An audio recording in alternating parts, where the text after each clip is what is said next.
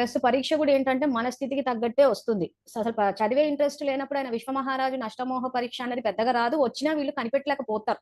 ఇప్పుడు చేసేటప్పుడు పురుషార్థాలు వస్తున్నాయి. ఇది పరీక్షలు వస్తున్నా కానీ ఎవరికీ అవి పరీక్షలని తెలియట్లేదు. అలా పాస్ అయితే పాస్ అంటే అది ఏదో గాలికి అటు ఇటు అంటారు చూసారా? ఆ టైప్‌లో అయిపోతుంది. కానీ సీరియస్‌గా చేస్తే మాత్రం ఇప్పుడొచ్చే పరీక్షలు తెలుస్తాయి. అంతిమంలో ఏదైతే ఫైనల్ ఎగ్జామ్ పెడతా అంటున్నాడో అది తెలుస్తది. ఆ తెలిసినప్పుడు ఆ విశ్వమహారాజులు ఎవరైతే ఉన్నారో ఆల్రెడీ బ్రహ్మబాబా అయిపోయిన తర్వాత ఏడుగురున్నారు. ఆ ఏడుగురు టాప్ ర్యాంకర్‌లని ఆ విశ్వమహారాణులు అక్కడ చూపిస్తాడు. ఆ తర్వాత ఇంకా మిగిలిన వాళ్ళంతా ఇప్పుడు భక్తిలో అష్టాదశ శక్తి పీఠాలని ఎంతమంది ఫేమస్ అయ్యారు? 18 మంది అయ్యారు. అంటే ఎవరు పెద్దగా తల్లి పాత్రలోకి రాలేదు. జ్ఞానపరంగా అసలు ఒకప్పుడు బయటికే రాలేదు. ఇప్పుడిప్పుడే వస్తోంది. వచ్చినా గాని ఆ పాత్రని పూర్తిగా 100% మరి పోషిస్తున్నారా అంటే కూడా ఎవరికి వాళ్ళు చెక్ చేసుకోవాలి. సో, భక్తిలో మాత్రం 18 మందికే పేరొచ్చింది అష్టాదశ శక్తి పీఠాలని చెప్పి.